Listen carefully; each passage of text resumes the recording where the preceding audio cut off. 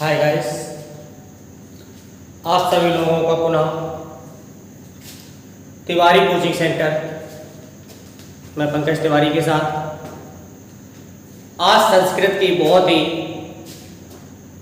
मज़ेदार क्लास आपके सामने लाई जा रही है, जो कि UP TET, MP TET, Haryana TET, C TET यानी स्टेट टेट सबके लिए मोस्टली संस्कृत में यूपी टेट में 1 या 2 नंबर का आपका अव्यय का कॉन्स्टेंट आता है। अव्यय वाला कॉन्सेप्ट जो आपका है वो 1 या 2 नंबर का पूछा जाता है। अव्यय क्या होते हैं, कितने प्रकार के होते हैं, जैसे आपकी क्रिया विशेषण अव्यय को कितने भागों में बांटा गया है, कौन सा अव्यय किस अव्यय के नाम से जो शब्द आपका आता है वो कौन सा शब्द है। या क्वेश्चन पूछते थे जैसे इदानीम है, अध्ययन है और ऐसे बहुत से शब्द हैं, संप्रति शब्द है, कौन सा आपका अव्यय के अंतर्गत आता है। सबसे पहले अव्यय में एक चीज देखिएगा, आपको क्वेश्चन टाइप कर दिया जाएगा, उसमें ये पूछा जाता है, शब्द दे दिया जाएगा कि दिया गया शब्द या दिया गया अव्यय किस अव्यय के अंतर्गत आता है, या दिया गया शब्द किस अव्यय के अंतर्गत आता है, या आपका क्रिया विशेषण है या आपका अन्य चीजें हैं। क्रिया विशेषण भी आपके हैं। सबसे पहले एक चीज ध्यान रखिएगा, अव्यय ऐसे शब्द होते हैं जो किसी भी लकार, वचनान इत्यादि में परिवर्तित नहीं होते हैं। ध्यान रखना हमेशा शब्द अव्यय ऐसे शब्द होते हैं जो किसी भी वचन, लकार, विभक्ति के अंतर्गत आपकी परिवर्तित नहीं होते। ऐसे क्वेश्चन आ जाता है, ऐसा कौन सा शब्द होता है या कौन से आपके कॉन्सेप्ट होते हैं जो किसी भी लकार, विभक्ति, वचनान इत्यादि में परिवर्तित नहीं होते हैं। तो ध्यान रखना क्या होते हैं अव्यय। अव्यय को कितने भागों में बांटा गया है, कमेंट में बताइएगा। अव्यय को कितने भागों में बांटा गया है? अव्यय को 5 भागों में बांटा गया है। आपके होते कौन कौन से अव्यय हैं ये देखिएगा। सभी लोगों को ये क्लियर हुआ होगा कि अव्यय होते क्या है। अव्यय अव्यय ध्यान रखना, किसी भी लकार, विभक्ति, वचनान इत्यादि में परिवर्तित नहीं होते हैं, अव्यय आपके कहलाते हैं। अव्यय आपके 5 प्रकार के होते हैं। अव्यय आपके 5 प्रकार के होते हैं। इनमें होते कौन कौन से ये आप देखिएगा।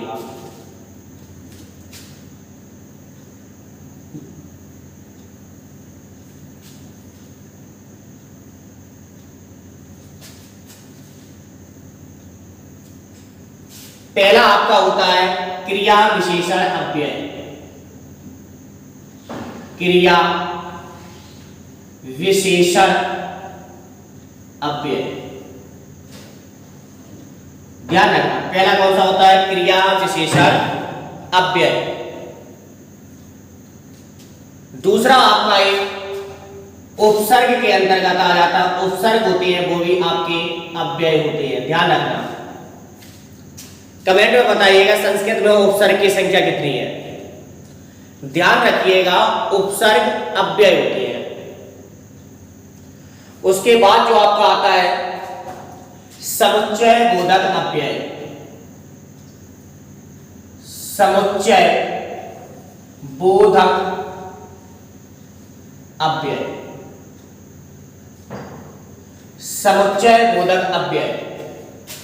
उसके बाद जो आपका जाता है वो जाता है मनोविकार। मनोविकार सूचक अव्यय। सूचक अव्यय। जो 5वां भाग बांटा गया है वो अन्य प्रकीर्ण के रूप में बांटा गया है, जो इन सब के अंतर्गत नहीं आएगा। वो आपका 5वां भाग चला जाएगा क्या, अन्य प्रकीर्ण। अन्य प्रकीर्ण नोट करते रहिएगा, क्योंकि इनसे आपका एक क्वेश्चन यूपी टेट में या आपका सी टेट में टेट संबंधी एक क्वेश्चन इससे आएगा डेफिनेटली। क्योंकि इससे ज़्यादातर क्वेश्चन एक भी आते हैं, दो भी आते हैं, लेकिन एक क्वेश्चन हमेशा कन्फर्म रहता है। यहाँ से एक चीज आपकी क्लियर हुई है कि अव्यय क्या होते हैं। अव्यय ऐसे शब्द होते हैं जो किसी भी वचनान, लकार, विभक्ति इत्यादि में परिवर्तित नहीं होते हैं। कितने भागों में बांटा गया है? 5 भागों में बांटा गया है। पहला आपका क्या है? क्रिया विशेषण अव्यय। दूसरा आपका क्या है? उपसर्ग है। तीसरा क्या है? समुच्चय बोधक अव्यय है। चौथा आपका क्या है? मनोविकार सूचक जो आपके शब्द होते हैं। और पांचवा जो है वो आपका अन्य प्रकीर्ण। यहां से सबसे पहले हम बात करेंगे क्रिया विशेषण अव्यय की। इसको 3 भागों में बांटा गया है। ध्यान रखना, क्रिया विशेषण अव्यय को 3 भागों में बांटा गया है, जबकि अन्य आपके जो है समुच्चय बोधक है, मनोविकार सूचक है, अन्य प्रकीर्ण है, उपसर्ग है, ये आपके भागों में डिवाइड नहीं किए गए हैं। जो आपका क्रिया विशेषण अव्यय है वो आपका 3 भागों में बांटा गया है। पहला देखिएगा कालवाचक। कालवाचक क्रिया विशेषण अव्यय। समझ आ रहा है ना?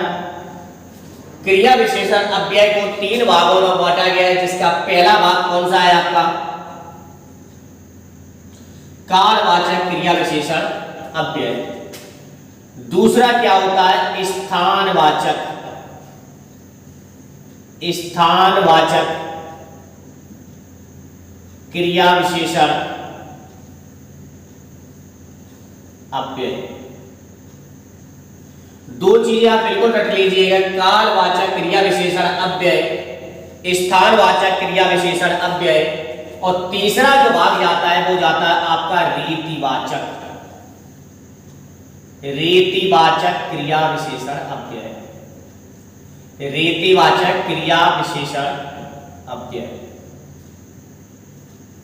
यहां तक कंप्लीट करने में आपको कोई समस्या नहीं होगी। यहां से यदि कोई भी क्वेश्चन आएगा तो यही आ सकता है कि स्थानवाचक क्रिया विशेषण अव्यय निम्नलिखित में से किस अव्यय के अंतर्गत आता है? तो वो आपका क्या है? क्रिया विशेषण अव्यय। या फिर ऐसे आता है क्रिया विशेषण अव्यय को कितने भागों में बांटा गया है? वो आपके 3 भागों में बांटा गया है। या ऐसे आ जाए क्रिया जो आपके अव्यय है उनके भेद कितने हैं? कितने हैं? 5। यहां तक का कॉन्सेप्ट सभी लोगों को क्लियर हुआ है? कमेंट में बताइएगा सभी क्लियर हो रहा है? ठीक। उसके बाद जो आपका टेट में क्वेश्चन आता है वो एग्जाम्पल से बहुत ज्यादा आते हैं। आपको शब्द दे दिया जाएगा, किस शब्द जो आपको शब्द दिया जाएगा किस अव्यय के अंतर्गत है। इसमें सबसे पहले क्रिया विशेषण अव्यय का कालवाचक क्रिया विशेषण अव्यय पे हम चर्चा करेंगे। कालवाचक क्रिया विशेषण अव्यय पहले यही समझ लीजिएगा, सिर्फ एग्जाम्पल हम बाद में बताएंगे।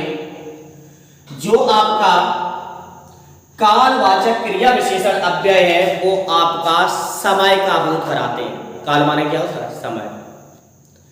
याद है कालवाचक क्रिया विशेषण अव्यय में कोई भी आपको उदाहरण मिल जाए, कोई भी आपको ऐसा शब्द मिल जाए जिससे आपके समय की गणना हो, समय बताया जा रहा है, जैसे अद्याय, परसों है, इन सब चीजों को संप्रति है। संप्रति माने क्या होता है? अभी।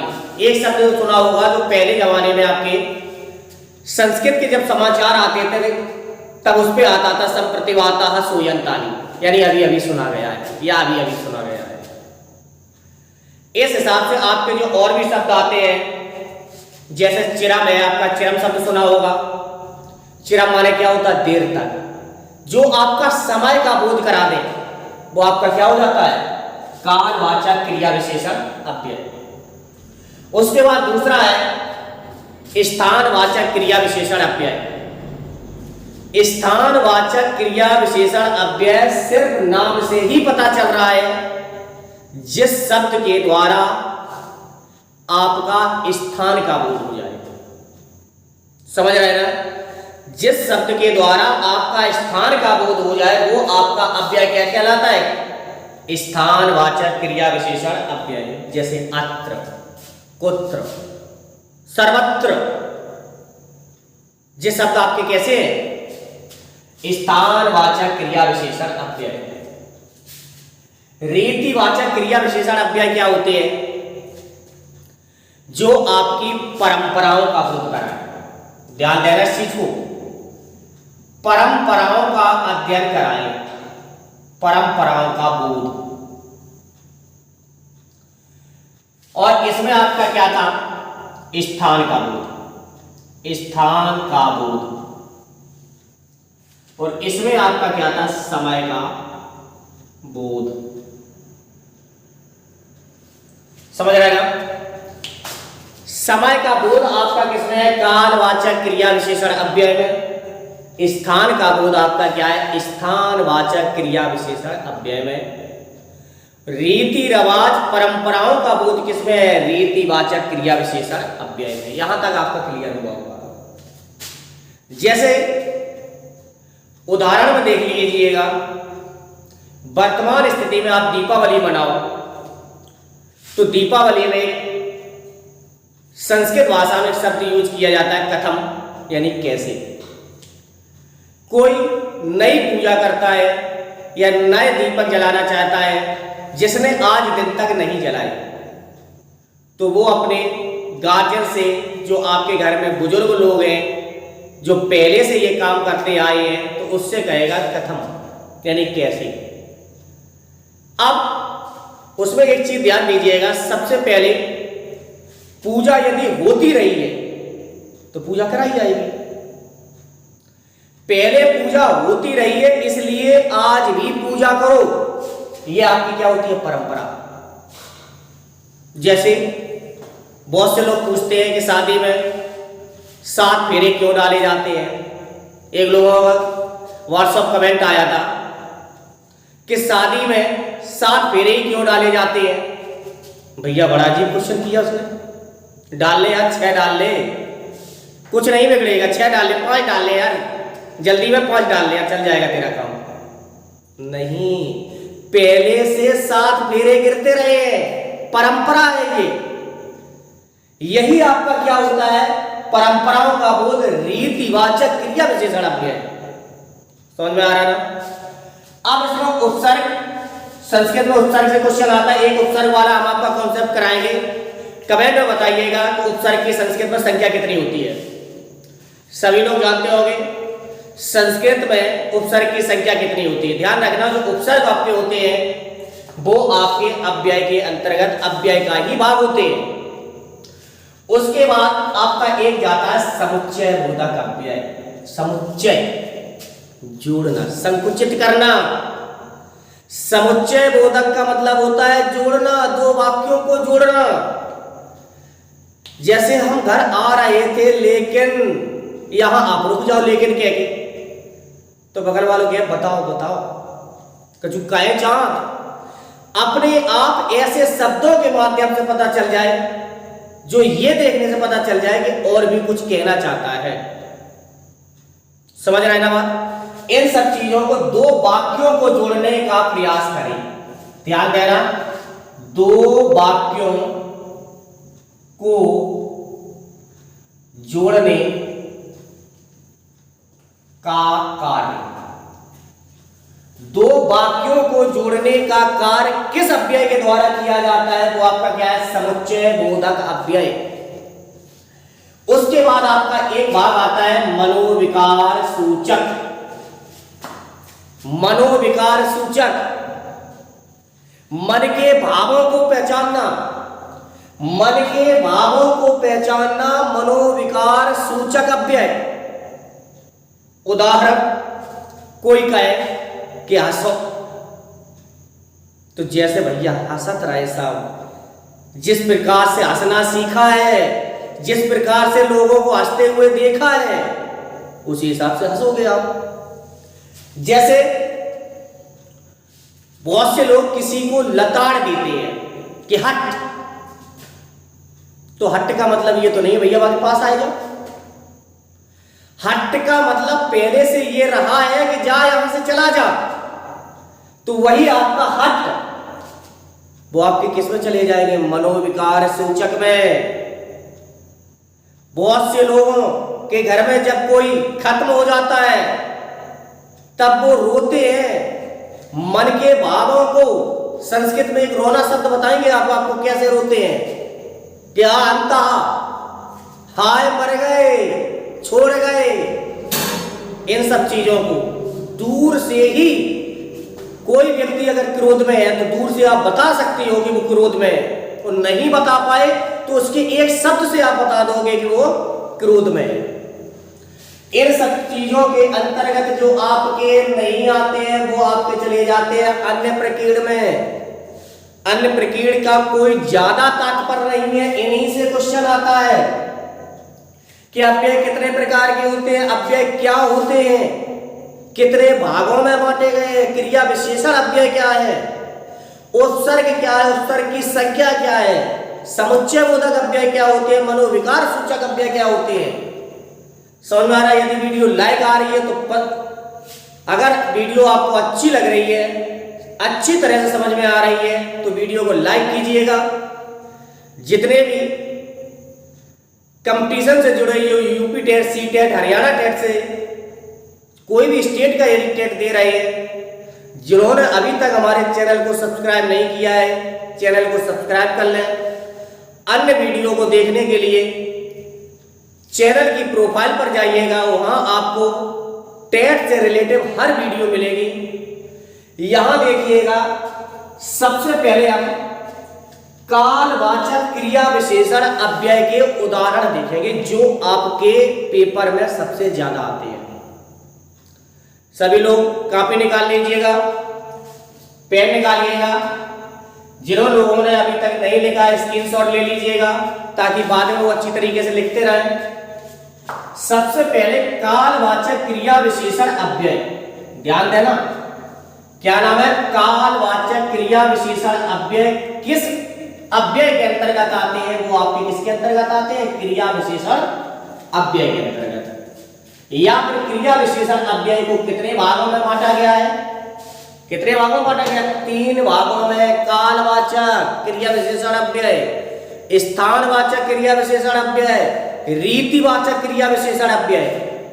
इसमें सबसे पहले आप कालवाचक उदाहरण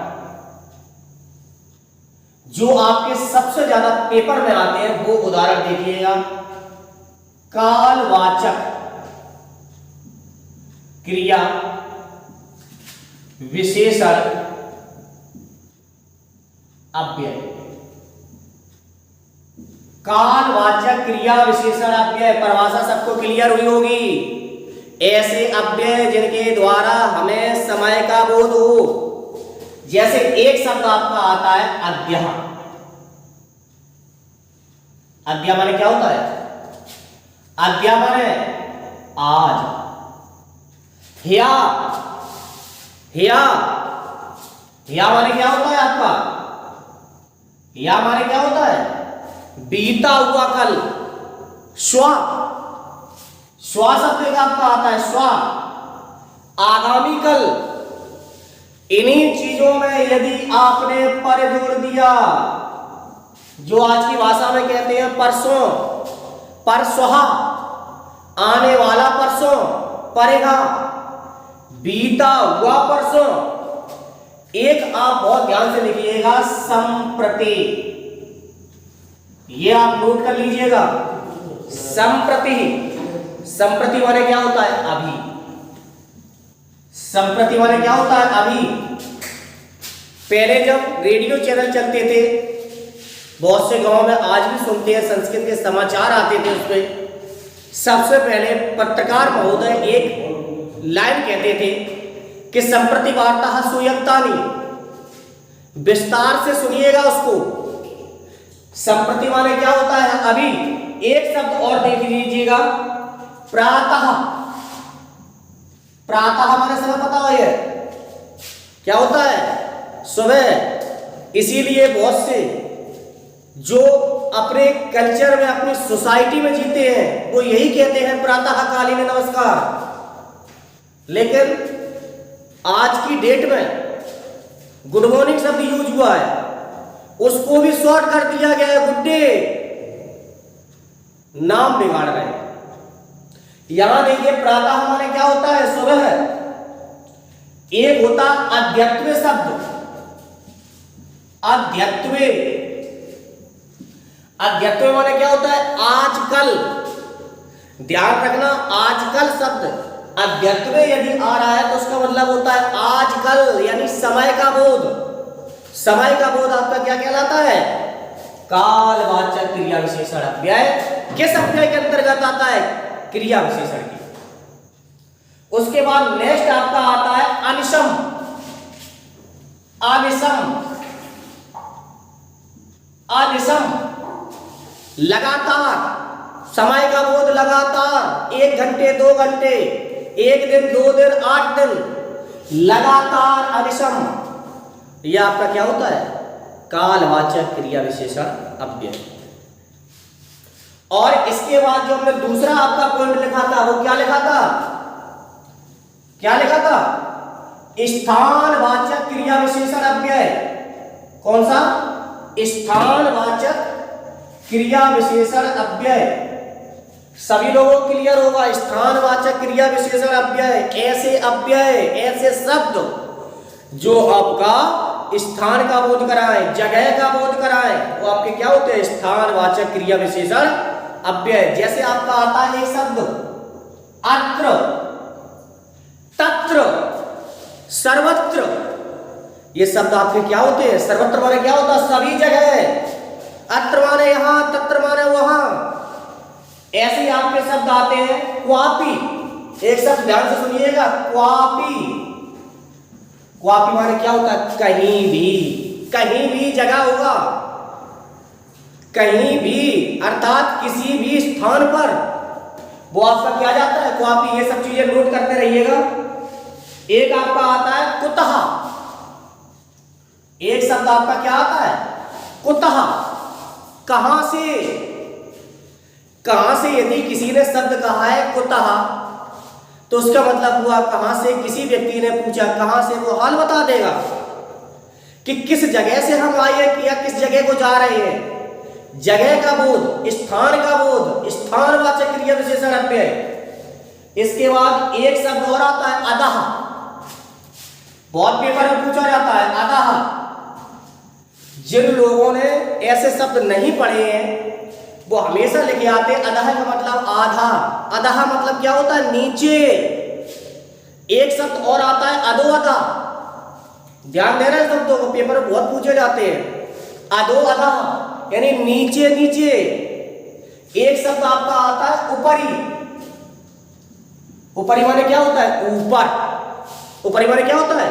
ऊपर। एक शब्द आता है ऊपरी परी। ध्यान देना है शब्दों को, पेपर में आया कई बार। ऊपरी परी यानी कि ऊपर ऊपर। ये सब शब्द लिखिएगा। और इसके माने आता है एक आपका पुरः। एक शब्द क्या आता है? पुरः। पुरः माने क्या होता है? आगे। समझ रहे हैं? पुरः माने क्या होता है? आगे। इसके बाद जो हमने अगला लिखवाया था आपको, कौन सा लिखवाया था? रीतिवाचक क्रिया विशेषण अव्यय। रीतिवाचक क्रिया विशेषण अव्यय। रीतिवाचक समझ गए? ऐसे शब्द जो आपके परंपराओं का बोध कराएं।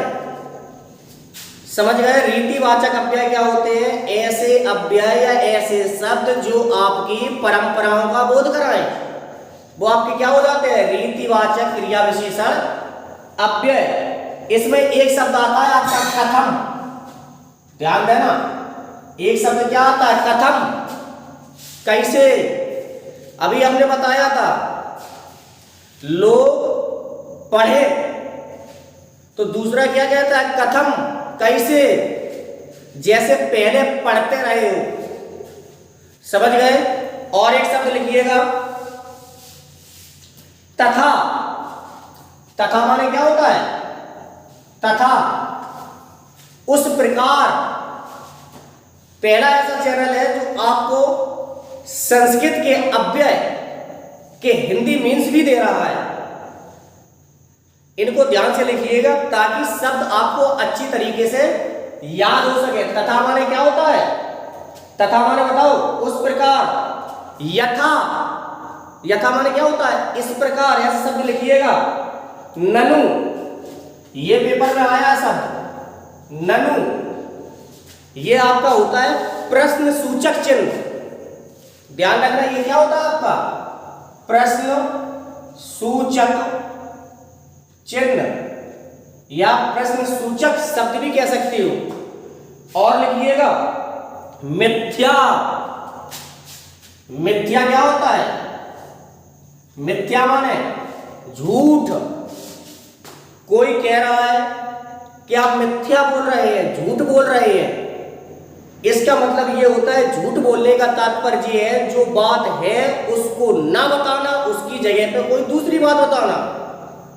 ऐसे पहले बताया गया है, कोई बात थी, उसकी जगह पे दूसरी बात बताई गई है, उस शब्द को उन्होंने क्या यूज कर लिया, मिथ्या। इसी प्रकार से एक और लिखिएगा अतीव।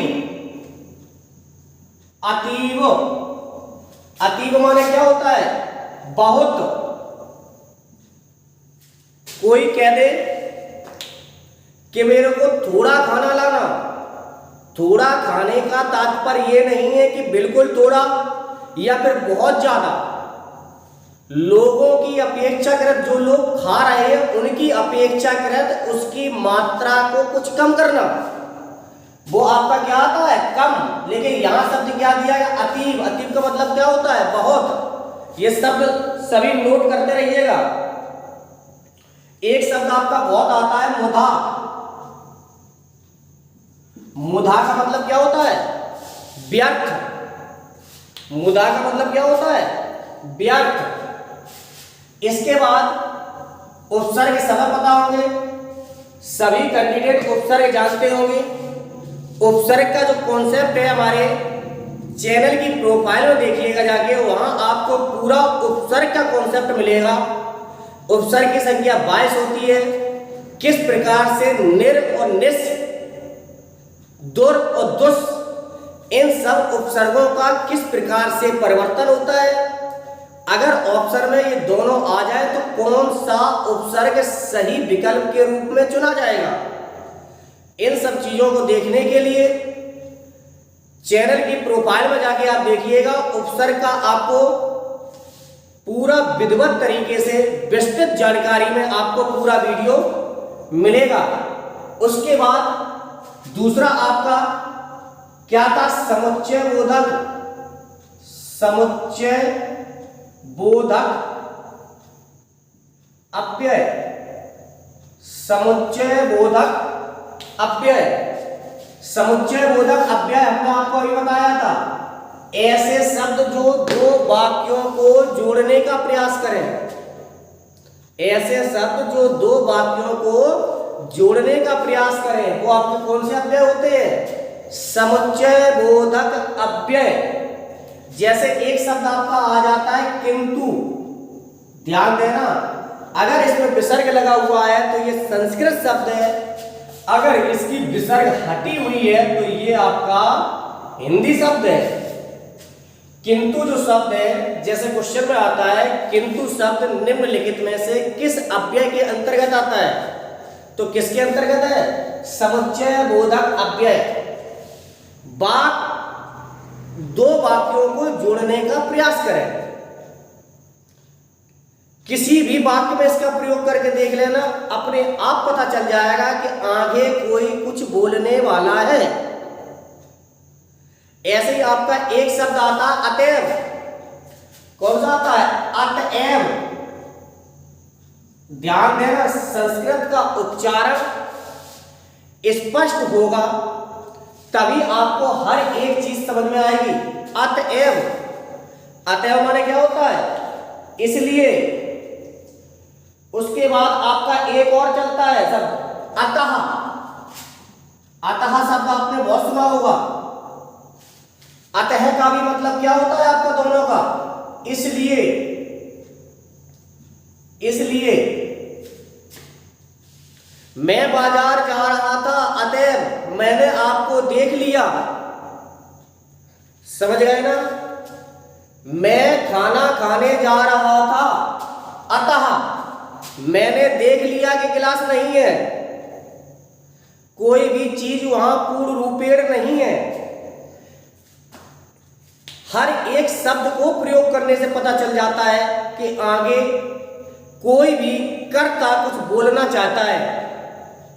हर एक लाइन में जो आपको अगर मगर लेकिन किंतु परंतु ये जितने भी शब्द आपके हैं वो आपके किसके अंतर्गत आते हैं? समुच्चय बोधक अव्यय के अंतर्गत आते हैं। एक आपका बहुत पेपर में शब्द पूछा जाता है प्रत्युक्त, ध्यान देना इसका, प्रत्युक्त शब्द पूछा जाता है जिसका मतलब क्या होता है? बल्कि। ध्यान देना इस चीज को, प्रत्युक्त शब्द इंपॉर्टेंट आपका है। प्रत्युक्त मीन्स क्या होता है आपका? बल्कि। उसके बाद जस्ट आपका क्या था? मनोविकार। मनोविकार सूचक, मनोविकार सूचक अव्यय जो आपके मन के हाव भाव को पहचान कर ही बता दे। मन के भावों को जानने वाले शब्द वो आपके क्या कहलाते हैं? मनोविकार सूचक अव्यय। जैसे आपका आ जाए, यहां देखिएगा पहले मनोविकार, मनोविकार सूचक अव्यय। वीडियो यदि पसंद आ रही है तो सभी लोग लाइक करिएगा, शेयर करिएगा, ज्यादा से ज्यादा लोगों को जोड़ने का प्रयास करिएगा ताकि उनकी अच्छी तैयारी हो सके। इस कोरोना काल के दौरान सभी जितने भी छात्र तैयारी कर रहे थे सभी लोगों पर प्रभाव पड़ा है। इसीलिए तिवारी कोचिंग सेंटर की तरफ से सभी छात्रों को निःशुल्क स्टडी कराई जा रही है। जितने भी आपके संपर्क में छात्र हैं उन सभी लोगों को चैनल की लिंक शेयर कीजिएगा ताकि वो भी यूपी टेट संबंधी या अन्य किसी कंपटीशन की संबंधी तैयारी कर सके। कोरोना माह का जो आपका कोरोना का टाइम पीरियड चल रहा है उसके अंतर्गत पहली ऐसी कोचिंग है जो छात्रों को फ्री में कोचिंग प्रोवाइड करा रही है। इसके बाद आप देखिएगा मनोविकार सूचक अव्यय, जो शब्द आपके मन के भावों को विचारों को प्रकट करने की क्षमता रखते हैं वो आपका क्या होता है? मनोविकार सूचक अव्यय। जैसे आपका आता है हा अंता, ध्यान देना, हा अंता हाय मार डारे। हा अंता मीन्स क्या होता? हाय मर गए। अगर कोई व्यक्ति बहुत अजीब सा चेहरा बनाए हुए आंखों से आंसू उसके निकल रहे हैं तो वहां शब्द क्या होगा?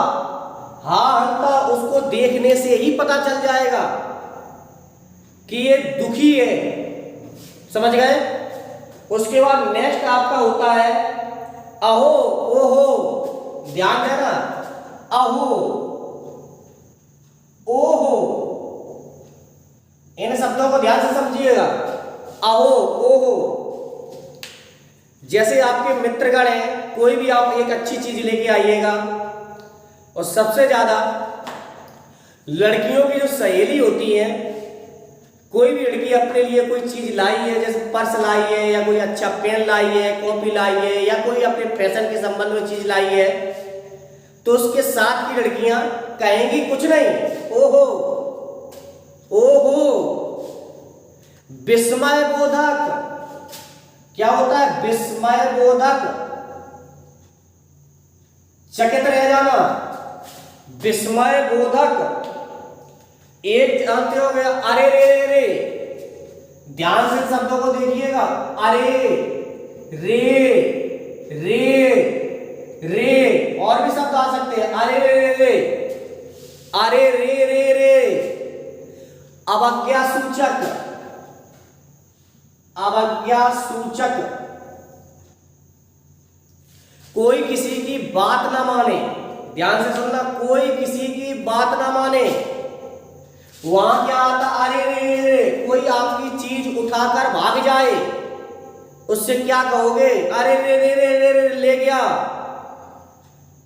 चौराहे पे कोई फल वाला फल बेच रहा है, बंदर आके उसका कोई भी फल उठा ले जाए तो दुकानदार के मुख से जो स्वर निकलेंगे वो आपके क्या है, अरे रे रे रे ले गयो, वो आपके क्या होते हैं, अवज्ञा सूचक।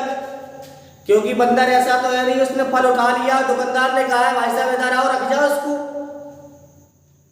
बंदर नहीं आएगा, तो वो आपका क्या होता, अवज्ञा सूचक। एक होता है किम धिक, किम धिक, धिक्कार सूचक, धिक्कार सूचक। कोई व्यक्ति किसी की बात नहीं सुनता, बजा देता है उसको, बेइज्जती उसकी कर देता है, तो क्या कहता है, संस्कृत शब्द क्या है, किम धिक, धिक्कार सूचक, भाग जाए यहां से। इसी ये सब सभी नोट करिएगा। उसके बाद एक शब्द और आता है, आ हम तुम, आ हम तुम, ध्यान से सुनिएगा, आ हम तुम कौन से होते हैं, क्रोध सूचक, क्रोध सूचक। सभी लोग जब गुस्सा में लड़ाई करते हैं तब कहते हैं आ हम तुम, संस्कृत शब्द है, वर्तमान स्थिति में भाषा प्रयोग नहीं करता है, लेकिन सिलेबस में आपके आते हैं। मारिएगा आपकी कहीं लड़ाई हो जाए, आप संस्कृत बोलने लगो, आ हम तुम, हंसेगा, पहचान नहीं पाएगा आपने क्या कहा, चाहे जितनी भड़ास निकाल लो, 20 दाएं कहो वहां से आ हम तुम, नहीं समझिएगा। पूरे भारत में जो आपका दक्षिण भारत का जो एरिया है उसमें अब आज की भी डेट में काफी हद तक संस्कृत का प्रयोग होता है। इसलिए जो आपको अव्यय कराया जाए ध्यान से लिखिएगा, क्योंकि इनसे आपका पेपर में जरूर आएगा। एक आपका शब्द आता है बत, बत, बत आपका क्या होता है, बत दया सूचक अव्यय, दया सूचक, ध्यान से देखिएगा, दया सूचक, दया सूचक। कोई भी व्यक्ति आपसे लड़ने आए, आपको गाली दे जाए, आप कह दे बत, ऐसे शब्द कब प्रयोग किए जाते हैं, जब कोई भी मामला आपको बढ़ते हुए दिखाई दे तो उसको वहां से डिस्कनेक्ट करने में, वहां से डिफ्यूज करने में वो आपका क्या शब्द होता है, बत। आपके अव्यय की वीडियो जो कराई गई है सभी लोगों को पसंद आई है तो लाइक करिएगा, कमेंट करिएगा। जो नए छात्र हमारे चैनल से आज वीडियो देख रहे हैं, चैनल को सब्सक्राइब कीजिएगा, बेल आइकन का बटन दबाकर ऑल नोटिफिकेशन शो कीजिएगा, ताकि हमारी हर एक नई अपडेटेड वीडियो आप तक पहुंच सके। सभी लोगों को गुड नाइट।